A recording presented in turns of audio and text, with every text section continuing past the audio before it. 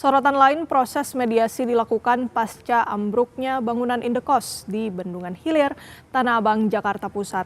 Selain itu, pihak Suku Dinas Sumber Daya Air Jakarta Pusat tengah fokus pada penanganan longsor darurat.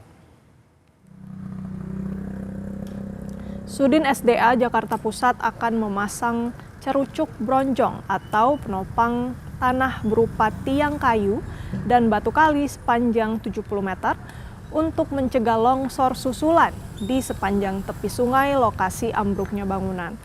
Di sisi lain, mediasi tengah dilakukan terkait kepemilikan dan pembebasan lahan. Bangunan kini dikosongkan sementara demi keamanan dan mencegah timbulnya korban. Kita sama-sama melihat dan menunggu hasil ya, karena masih dalam proses mediasi lagi gitu ya dalam hal ini. Tapi kalau dari pihak keluarga sih mengikuti hal yang menjadi kebijakan aja gitu tuh, kayak ikut aja kalau misalkan ternyata baiknya seperti ini, karena kita juga sama-sama ingin melihat yang terbaik ya.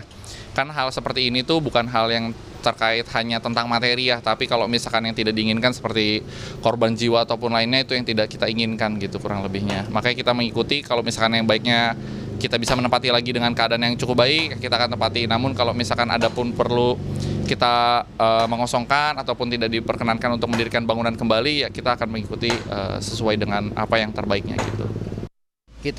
Sementara kita beras ini, kita fokus untuk penanganan longsor darurat.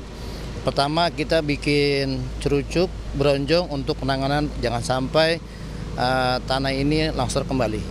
Nanti di Ministri Rumah, apabila tanah itu bersertifikat, dari pihak Pemda akan bertanggung jawab untuk penanganannya. Udah kesepakatan antara pihak rumah dan warga, camat, lurah dan tokoh-tokoh masyarakat. Apabila itu tanah itu bersertifikat APD akan dibebaskan. Peristiwa ambruknya bangunan indekos terjadi pada Jumat pagi. Kencangnya dentuman dan getaran membuat panik penghuni indekos. Terlebih akses tangga indekos hampir terputus sehingga proses evakuasi harus memprioritaskan 3 orang yang berada di lantai atas. Kejadian itu kan hari Jumat pagi ya, sekitar jam 5.55 lah, jam 6:05.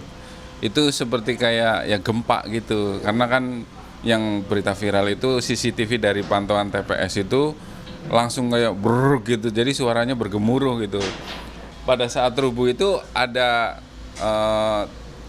3 orang yang masih di dalam ruangan dan 2 orang yang di bawah gitu.